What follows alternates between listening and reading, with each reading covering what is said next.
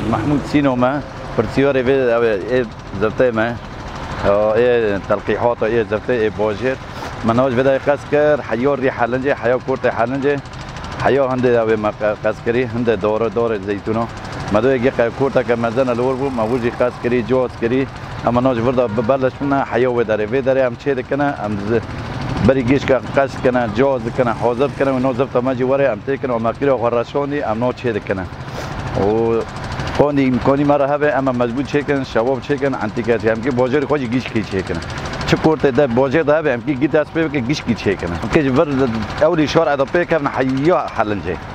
حیا ری حلنجه وردا و ری مزن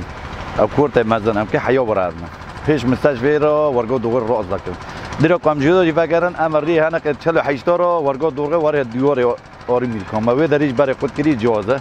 هنه که کامورج بقدر هم که هنده فرنه را ورگو دوغه دک دیرا جی فکر ری حلب رارنا هم که ورگو برای کی داد چکن و هم کوندی کنه هم زی بقدر هم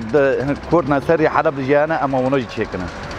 ملت پر گوزن جواب کورتا که او کورتا کی داره فوکس داره ماکینه داره امی اوسیش داره ای صاحب داره به کورت ندوه داره کورت پر کورین ام لوما و کورتانو بری گیو وانوجی چکن ریکی کون مرا گوتو و ریکو کون مرا در نو که ریکی کون لازم هم وای قش بکن او که قشورا وره روبه کونی کون و باجیر چیز دوتا گیش که هم که چه بکه بری که هم یک چه کنه خبر اجدادنا رئیس بلدی امده بری گیش که هم چه کنه پیش مداجی برا وره اول چکن حنفی خوا او خوا ریز مراد کم پاپیات خن حنفی و کانه کتنه از خوا ساعت 6 دورم بس به چون میگن که آب برده حیام بوکت خودی برو چو آب نگرد